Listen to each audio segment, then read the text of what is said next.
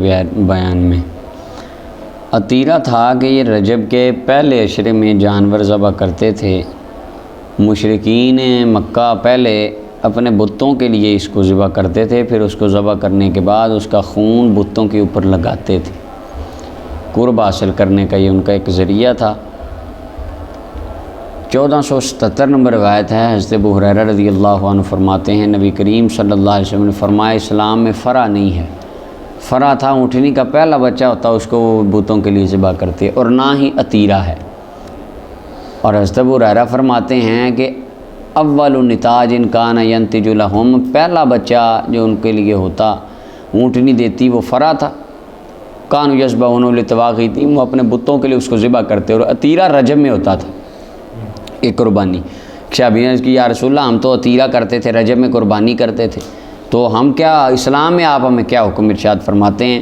فرمایا اللہ کے لیے ذبح کرو جس مہینے میں مرضی کرو، یعنی کوئی قید نہیں ہے اس کی۔ اچھا جی، ابتدائے اسلام میں اس کا رائے آگے آ رہی ہے۔ فصل ثانی 1478 نمبر روایت ہے، حضرت مخنف ابن سلیم فرماتے ہیں ہم آقا کریم علیہ السلام کے ساتھ عرفہ میں ٹھہرے تھے، میں نے سنا آپ نے ارشاد فرمایا ہے لوگوں ہر گھر والے پر ہر سال میں قربانی ہے اور عطیرہ ہے۔ کیا تم جانتے ہو عطیرہ کیا ہے جسے تم رجبیہ کہتے ہو؟ رجب کے مہینے میں قربانی ہے۔ امام ترمذی، ابو داؤد، نسائی، ابن ماجہ نے روایت کیا۔ امام ترمذی نے حدیث کو غریب کہا اور صاحب مشکات کہتے ہیں ضعیف الاسناد ہے، اس کی سند صحیح نہیں ہے۔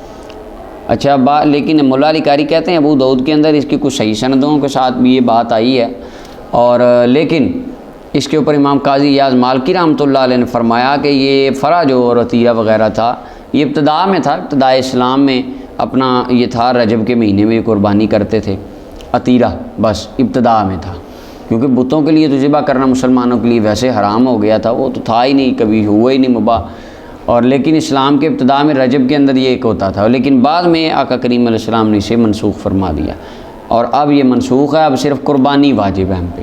ہاں اگر کوئی دینا چاہے تو سال کے جس مرضی مہینے میں نفلی قربانیاں کرتا رہے جتنی بھی۔ تیسری فصل ہے 1479 نمبر روایت ہے، عبداللہ ابن عمر فرماتے ہیں نبی کریم صلی اللہ علیہ وسلم نے فرمایا مجھے حکم دیا گیا ہے عید الاضحیٰ والے دن، عید الاضحیٰ کو، یوم اضحیٰ کو، قربانی والے دن کو عید بنانے کا مجھے حکم دیا ہے۔ اللہ تعالیٰ نے اس امت کے لیے یہ قربانی والا دن عید بنایا ہے۔ قال لہ رجل، ایک بندے نے عرض کی یا رسول اللہ آپ کیا فرماتے ہیں اگر میں نہ پاؤں سوائے منیحہ کے، ایک اونٹنی یا کوئی بکری یا کوئی گائے مجھے کسی نے منیحہ دی ہو۔ منیحہ ہوتا ہے کہ بندہ کسی کو بکری، اونٹ، گائے وغیرہ دے دے، بندہ کہے کہ یہ آپ اپنے پاس رکھیں 2-4 ماہ آپ اس کا دودھ پئیں، اس سے فائدہ حاصل کریں، پھر بعد میں مجھے دے جائیے گا فری، ویسے تحفہ۔ اس کا بڑا اجر بھی آیا، حدیث پاک میں بیان ہوا کہ کسی مسلمان بھائی کو اس طرح گفٹ تحفہ دینا، یہ 2-3 ماہ آپ استعمال کر لیں ضرورت۔ تو یا رسول اللہ اگر میرے گھر وہ بندی ہو تو کیا میں اس کو بھی قربان کر دوں؟ فرمایا نہیں، کیونکہ وہ آپ نے واپس کرنی ہے، آپ کی ملکیت تو نہیں ہے۔ فرمایا نہیں، اس کو ذبح نہ کرو، لیکن خذ من شعرکا و اظفارکا، بلکہ تو ایسے کر اپنے بال، ناخن، یہ سارا کام ان کو روک دے، مونچھیں کٹا لے اور حلق وغیرہ جو کرانا تو انہیں جامت کرا لے، بس رک جا، وہ جو ہوتا ہے نا ابتدا میں۔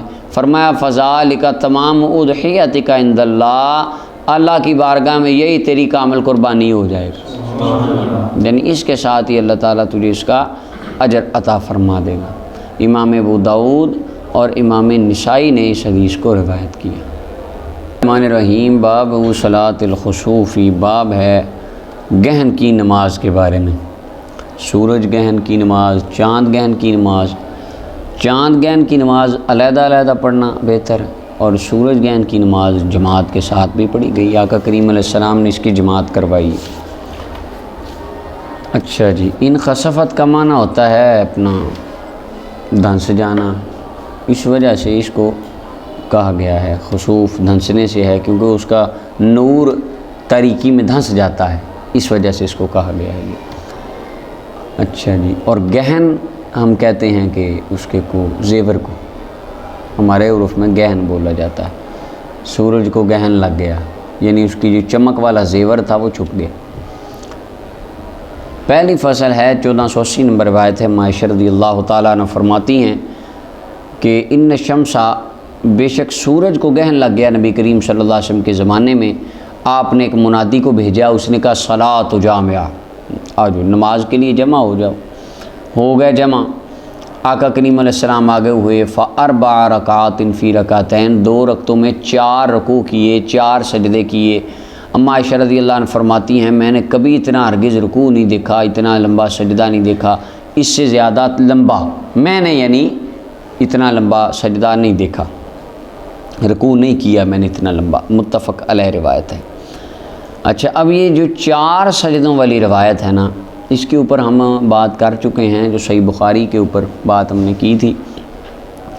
یہ 4 سجدوں والی روایت کے بارے میں بڑے بڑے علماء نے اختلاف کیا ہے۔ مسلم کے اندر وہ اس سے بھی زیادہ آگے آ رہی ہیں روایتیں، اس سے علامہ ابن تیمیہ نے اختلاف کیا ہے، اور بڑے بڑے محدثین نے اختلاف کیا کہ ایک رکوع ایک رکعت میں 2 رکعتوں میں 8 سجدے، 6 سجدے، 4 سجدے نہیں ہوتے۔ ساری زندگی آقا کریم علیہ السلام نے ایک رکعت میں ایک ہی رکوع کیا ہے، نماز کا رکوع ایک ہی ہوتا ہے۔ اس کی وجہ امام طحاوی نے اور باقیوں نے لکھی تھی کہ رکوع بہت لمبا ہو گیا، تو کچھ اگلی صفوں والے صحابہ، تیسری چوتھی والوں نے اٹھ کے دیکھا کہ ابھی اٹھے نہیں حضور، تو پچھلوں نے سمجھا کہ اٹھ گئے ہیں، رکوع سے سر اٹھا لیا گیا، وہ بھی اٹھ گئے۔ وہ انہوں نے دیکھا حضور نہیں اٹھے، وہ واپس چلے گئے، یہ بھی واپس چلے گئے۔ 2-3 بار ایسے ہوا تو انہوں نے سمجھ لیا، جس نے 2 بار دیکھا اس نے کہا رکوع ایک رکعت میں 2 ہیں، کسی نے کہا 3 ہیں، تو کسی نے کل 4 کہہ دیے، کل 6 کہہ دیے، اس طرح، وگرنہ رکوع 2 ہی ہوئے تھے۔ صحیح حدیث میں یہی ہے، اور ان میں اضطراب بھی بڑا ہے ان روایتوں میں۔ اچھا جی، یہ بخاری مسلم کی متفق علیہ روایت ہے، 1481 نمبر روایت، اما عائشہ رضی اللہ عنہ، ان کی ڈیٹیل اس کے اندر وہ بیان ہم نے کر دی۔ بخاری شریف کی جو روایات ہیں ان سے محدثین کا اختلاف ہے، اس میں وہ ساری ہیں۔ اما عائشہ پاک رضی اللہ عنہ سے اگلی روایت ہے کہ نبی کریم صلی اللہ علیہ وسلم نے قرات کے اندر اپنا گہن کی نماز کے اندر اونچی بلند آواز سے قرات فرمائی۔ آگے آ رہا ہے آہستہ آواز سے کی۔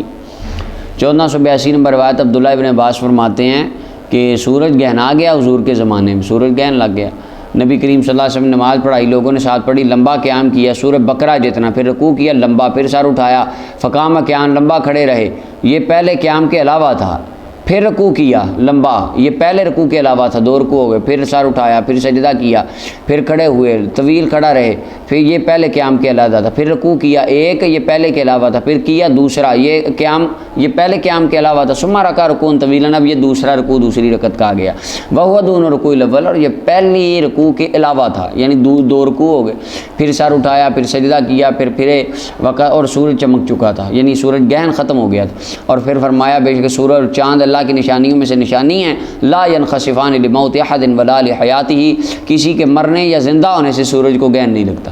عرب والوں میں یہ کلچر، ان کی سوچ تھی، ان کا یہ اپنا نظریہ تھا کہ جب کوئی بڑا بندہ فوت ہو نا، یا بڑا بندہ پیدا ہو، اس طرح کا کوئی حساب ہو، تو اس وقت سورج کو گہن لگ جاتا ہے۔ تو فرمایا یہ سورج کو کسی کے آنے جانے سے، جب حضور کے شہزادے سیدنا ابراہیم رضی اللہ عنہ فوت ہوئے، اس وقت بھی سورج گہن آ گیا، ٹھیک ہے، اس وقت حضور نے نماز پڑھائی تھی، تو اس وقت آپ نے خطبہ دیا، سورج کسی کی دنیا پہ آنے یا جانے سے اس کو کچھ نہیں ہوتا، فَإِذَا رَأَيْتُمْ ذَلِكَ، بس یہ اللہ کی نشانیاں ہیں، اور جب تم یہ دیکھو فَاذْكُرُوا اللَّهَ، تو اللہ کا ذکر کرو۔ صحابہ نے عرض کی یا رسول اللہ، ہم نے آپ کو دیکھا تناولت شیئا فی مقامک ھذا، آپ نے اپنی جگہ پہ کھڑے ہو کے کسی چیز کو آپ پہنچے، یعنی آپ نے کوئی، حضور نے آدھا کے کیا نا نماز میں، یا رسول اللہ ہمیں ایسے جیسے آپ نے کوئی چیز پکڑی ہے، ثم رأیناک تقعقعت، پھر ہم نے دیکھا کہ آپ پیچھے ہٹ گئے۔ حضور فرماتے انی رأیت الجنہ، میں نے مصلی پہ کھڑے ہو کے جنت دیکھی تھی، فتناولت منھا عنقودا، میں نے ہاتھ ڈال دیا ایک گچھے کو، انگوروں کا گچھا، فرمایا اس کو ہاتھ ڈال دیا تھا، لو اخذتہ، اگر میں وہ اتار لیتا نا، واہ کمال نہیں ہو گئی، کھڑے مسجد نبی کے مصلی پہ ہیں اور ہاتھ جنت کی بیل کو ڈال دیا ہے۔ ہمارے آقا کریم علیہ السلام کیا عظمت و شان ہے، فرمایا اگر میں اتار لیتا لَأَكَلْتُم مِّنْهُ مَا بَقِيَتِ الدُّنْيَا، قیامت تک تم نے کھاتے رہنا تھا، کبھی ختم ہی نہیں تھا ہونا، یہ جنت کا گچھا تھا۔ پھر فرمایا میں پیچھے ہو گیا، میں نے نہیں اتارا۔ وَرَأَيْتُ النَّارَ، میں نے جہنم کو دیکھا، فرمایا فَلَمَّا رَأَى الْيَوْمَ مَنظَرًا قَطُّ أَفْظَعَ، اس سے دردناک ہولناک منظر آج تک میں نے نہیں دیکھا، اللہ اکبر۔ اور فرمایا کثرت سے خواتین کو جہنم میں دیکھا۔ عرض کی آقا کیوں؟ فرمایا بِكُفْرِهِنَّ، ان کے کفر کی وجہ سے، کفر سے مراد ان کی نافرمانی کی وجہ سے۔ عرض کی آقا اللہ کی نافرمانی، اللہ کا انکار کفر؟ فرمایا نہیں، خامد کی نافرمانی، وَيَكْفُرُونَ الْإِحْسَانَ، اور احسان کی نافرمانی۔ اللہ تعالیٰ نے نعمتیں آسائشیں کتنی زیادہ، اس کا ناشکری فرمایا لو احسنت احداہن، اگر تم اچھا سلوک کرے کسی خاتون کے ساتھ دہر زمانہ 20 سال خدمت کرو، ثم رات من کا شیعہ، پھر وہ تجھ میں کوئی عیب دیکھ لے، کیا مطلب 20 سال بعد 21ویں سال کو کہ نہیں آج میں نے اس بار میں نے آپ کو یہ کام نہیں کرنا، پیسے نہیں دینے، یا بیوی کے ساتھ ہوتا ہے نا معاملہ، بندہ کہے نہیں، ایک بار 20 سال راضی رکھا، ایک بار ناراض کر دیا، قالت تو کہے گی ما رأیت من کا خیرن قطو، میں نے تو تیرے گھر آ کے کبھی خیر دیکھی ہی نہیں ہے، مجھے تو ملا ہی کچھ نہیں ساری زندگی تیرے سے آ کے۔ یہ عادت ہوتی ہے، طبیعت ہوتی ہے، تو لہذا طبیعت کو سمجھنا چاہیے۔ خواتین کی ایک مزاج، مرد کی بھی ایک اپنا مزاج ہے، ایک فطرت ہے، اسی طرح خاتون کی ایک فطرت ہے۔ 40 سال بھی آپ نے زوجہ محترمہ کی بڑی خدمت کی ہے، بڑا خیال رکھا ہے، 41ویں سال کی ایک بار آپ سے کوئی ہلکی پھلکی غلطی ہو گئی، انہوں نے کہنا بس میں نے 40 سال میں ایک دن بھی تیرے گھر خیر نہیں دیکھی، تو نے دیا ہی کیا ہے مجھے۔ تو یہ روایت متفق علیہ ہے۔ 1483 نمبر روایت ہے، معاشر رضی اللہ عنہ حضرت ابن عباس کی مثل روایت ہے، فرمایا سجدہ کیا لمبا، فارغ ہوئے جب نماز سے سورج چمک گیا تھا، خطبہ دیا، اللہ کی حمد و ثنا بیان کی، فرمایا لوگو سورج اور چاند اللہ کی نشانیوں میں سے نشانی ہیں، کسی کے مرنے زندہ ہونے سے ان کو کچھ نہیں ہوتا، جب تم دیکھو اللہ سے دعا کرو، تکبیر کہو، وصلو اور نماز پڑھو، صدقہ کرو۔ پھر فرمایا امت محمد صلی اللہ علیہ وسلم اللہ رب العالمین سے زیادہ کوئی غیرت والا نہیں ہے، اس بات سے کہ بندہ جب زنا کرتا ہے تو زنا مت ہو، یا تم کسی لونڈی سے زنا کرو، مثلا فرمایا گیا کہ تم میں سے کوئی بندہ اس کا غلام ہو، اس کا غلام کسی سے زنا کرے، کسی کی لونڈی سے زنا کرے، تو تمہیں غیرت آتی، جس کی لونڈی ہے اس کو غیرت آتی میری لونڈی سے اس نے زنا کیا۔ فرمایا اللہ تعالیٰ کو اسی طرح جب بندہ حرام کام کرتا ہے، کفر کے بعد سب سے زیادہ برا گناہ زنا کو سمجھا گیا، تو فرمایا اللہ تعالیٰ کو یہ معاملہ بڑا غیرت دلاتا ہے جب تم میں سے کوئی زنا کرتا ہے۔ اے امت محمد صلی اللہ علیہ وسلم، اللہ کی قسم اگر تم جان لو جو میں جانتا ہوں تو تم ہنسو کم اور زیادہ رویا زیادہ کرو، جو اگر تمہیں وہ باتیں پتہ، وہ مشاہدات، وہ غیب کی باتیں جو رب مجھے بتاتا ہے، جو میں نے دیکھ لیا ہے، اگر تمہیں پتہ لگ جائے تو فرمایا تم مسکراؤ نہ، تم روتے رہو۔ اللہ ہو، متفق علیہ، بخاری مسلم کی متفق علیہ یہ روایت ہے۔ 1484 نمبر روایت حضرت ابو موسیٰ فرماتے ہیں سورج کو گہن لگ گیا، نبی کریم صلی اللہ علیہ وسلم آپ کھڑے ہوئے گھبراہٹ کے ساتھ، یعنی آقا کریم علیہ السلام کے چہرے پہ پریشانی کے اثرات تھے، اس طرح لگتا تھا، یہ راوی کی تفسیر ہے، یخشا یہ ان تکون سا، حضور علیہ السلام کی گھبراہٹ مجھے اس طرح لگتی تھی ایسے قیامت آنے لگی ہے، اللہ اکبر۔ تو آپ مسجد میں آئے، نماز پڑھائی، لمبا قیام، رکوع و سجود کیا، میں نے اس طرح پہلے کبھی نہیں دیکھا تھا۔ فرمایا یہ نشانیاں ہیں، یہ آ گیا، یہ سورج کا بے نور ہو جانا، چاند کا بے نور، اللہ نشانیاں اللہ دکھاتا ہے، جو رب اس کو نور دینے پر قادر ہے وہ نور چھیننے پر بھی قادر ہے۔ تو فرمایا یہ نشانیاں اللہ جن کو بھیجتا ہے، یہ کسی کے مرنے یا زندہ ہونے کے ساتھ نہیں ہوتی، اللہ ان کے ساتھ بندوں کو ڈراتا ہے، اے بندو اتنا بڑا سورج ہے، آپ کی دنیا ایک چھوٹی سی گیند کی طرح اس کے سامنے، اور جو اس کے زیادہ تھوڑا سا قریب جائے وہ آگ ہو جاتا ہے، جل کے راکھ۔ تو فرمایا تمہارا مولا ہے جس نے اس کو نور بخشا ہے، اگر وہ چاہے تو 1 سیکنڈ میں اس کا نور چھین لے، سورج اور چاند کی اس کے آگے کوئی حیثیت نہیں۔ فرمایا کسی کے مرنے زندہ ہونے کے ساتھ اللہ ڈراتا ہے اس کے ساتھ اپنے بندوں کو، بندو دیکھو یہ میرے تمہارے مولا کی نشانیاں ہیں، میری نشانیاں۔ فائز آ رہی تم، فرمایا جب تم دیکھو اس طرح کا تو گھبراؤ، اللہ کا ذکر کرو، دعا کرو، اللہ سے بخشش مانگو۔ یہ زلزلوں کا آنا اور یہ سورج کا گہنانا، یہ اس طرح کے معاملات، یہ اس کا کرم نوازی۔ اب وہ جو آپ دیکھیں وہ میرے خیال سے ادھر سوات میں وہ جس بندے کا ہوٹل اس بار سیلاب کی نظر ہو گیا، اس نے پتہ نہیں کتنے کروڑ روپیہ صرف اس کی بنیادوں پہ لگایا تھا، اور اس کی بنیادیں اس نے سیلاب پروف بنائی تھی، اور صرف 1.25 منٹ کے اندر وہ کروڑوں روپیہ مٹی کی ڈھیر ہو گیا، پانی لے گیا بہا کے۔ اللہ رب العالمین کے آگے کوئی بم پروف اور زلزلہ پروف کوئی چیز، رب کے آگے کیا، اس کی قدرت وہ بے نیاز ہے، اس کی قدرت کے آگے کوئی چیز کھڑی نہیں ہو سکتی۔ 1485 نمبر روایت حضرت جابر رضی اللہ عنہ فرماتے ہیں سورج کو گہن لگ گیا حضور کے زمانے میں، جس دن حضرت ابراہیم رسول اللہ صلی اللہ علیہ وسلم کے شہزادے ان کا وصال ہوا، تو فصلی بالناس، آقا کریم علیہ السلام نے 4 سجدے اور 6 رکوع کرائے لوگوں۔ پیچھے کتنے تھے رکوع؟ 4، 2 رکعتوں میں اب کتنے آ گئے؟ تو اب 4 والی روایت صحیح ہے، یہ 6 والی، اضطراب ہو گیا نا آپس میں، اور تطبیق کی بھی کوئی صورت ممکن نہیں ہے۔ اور اس کے اوپر زبردست لکھ مولا علی قاری نے ان کا اضطراب بڑا بیان کیا، خیر وہ بات لمبی ہے، وہ یہاں پہ پھر آباد میں دیکھیں۔ 1486 نمبر روایت حضرت ابن عباس فرماتے ہیں نبی کریم، موٹا موٹا اضطراب یہ ہے، آپ دیکھیں بخاری میں آئے ہیں 4 اور مسلم میں آئے ہیں 6، تو کتنے رکوع کریں گے؟ لہٰذا اس کے اوپر محدثین نے ڈیٹیل سے کلام کیا ہے، نہ 4 ہے نہ 6 رکوع 2 ہی تھے، وہ بس صحابہ کے، وہ جس طرح امام طحاوی نے کہا نا، کھڑے ہوئے پچھلوں نے سمجھا 1 رکوع ہو گیا، اب دوسرا ہو گیا، اب تیسرا ہو گیا، پہلی میں بھی 3 سمجھ لیا، آخر والی میں بھی 3 سمجھ لی، تو 6 جو انہوں نے دیکھا وہ 6 کہہ دیے۔ 1486 نمبر روایت ہے ابن عباس رضی اللہ عنہ فرماتے ہیں آقا کریم علیہ السلام نے سورج گرہن کے وقت نماز پڑھائی، اب دیکھیں 8 رکوع 4 سجدے، کتنے؟ 2 6 8۔ حضرت علی رضی اللہ عنہ کی روایت میں بھی مسلم اسی طرح لائے ہیں 8 رکوع۔ 1488 نمبر روایت ہے، اور حضرت عبدالرحمن بن سمرہ فرماتے ہیں کہ نبی کریم صلی اللہ علیہ وسلم کے زمانے میں میں تیر کمان چلاتا کرتا ہوتا تھا معاملات، ارتمی بسم لی بالمدینہ، یہ حضور نبی کریم صلی اللہ علیہ وسلم کے زمانے میں تیر پھینک رہا تھا، یعنی پریکٹس کر رہا تھا تیروں کی، تیر اندازی کی، سورج کو گہن لگ گیا، تو میں نے کہا اللہ کی قسم آج تو میں نے پھینک دیا تیر کمان، میں نے کہا اللہ کی قسم آج میں دیکھوں گا رسول اللہ صلی اللہ علیہ وسلم کیا فرماتے ہیں سورج گہن میں آج کیا ہوتا ہے، کیونکہ دین کا معاملہ تدریجاً جب کوئی واقعہ ہوتا، کوئی نئی بات آتی تو آج میں دیکھوں۔ کہتے میں آیا، حضور نماز میں کھڑے تھے، اپنے ہاتھوں کو اٹھا کر آپ تسبیح پڑھ رہے تھے، تحلیل تکبیر اللہ کی حمد دعا کر رہے تھے، آپ نے یہ سارا معاملہ حتیٰ حسر عنہا، حتیٰ کہ کھول دیا گیا سورج، یعنی سورج کا گہن ختم ہو گیا۔ اچھا جب وہ ہو گیا تو آقا کریم علیہ السلام نے 2 سورتیں پڑھیں، وصلی رکعتین، 2 رکعتیں پڑھی۔ امام مسلم نے اس کو اپنی صحیح میں روایت کیا عبدالرحمن بن سمرہ سے، شرح السنہ میں بھی اسی طرح ہے، اور مصابی کے نسخوں میں حضرت جابر بن سمرہ سے ہے، عبدالرحمن بن سمرہ نہیں بلکہ جابر بن سمرہ رضی اللہ تعالیٰ عنہ سے مروی ہے۔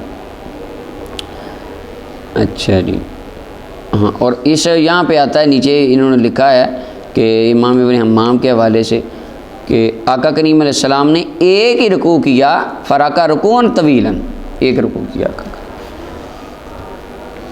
1499 نمبر روایت ہے، اسماء بنت ابی بکر رضی اللہ عنہ فرماتی نبی کریم صلی اللہ علیہ وسلم نے غلام آزاد کرنے کا حکم دیا سورج کے گہن لگنے میں، یعنی صدقہ کرو، غلام آزاد کرو۔ اب دیکھیں قسم ٹوٹ گئی، زہار ہے، اور پھر اس کے علاوہ باقی معاملات ہیں، ہر جگہ پہ کہا غلام آزاد کرو، غلام آزاد کرو، غلام آزاد کرو، روزہ ٹوٹ گیا غلام آزاد توڑ دیا جان کے، غلام آزاد کرو، ٹھیک ہے جی، ہر کفارے میں غلام، اتنے غلام حضور نے آزاد کرائے، اتنے غلام آزاد کرائے، آج دنیا پہ کوئی غلام رہا ہی نہیں، آج دنیا پہ غلام ہی کوئی نہیں ہے، اللہ اکبر۔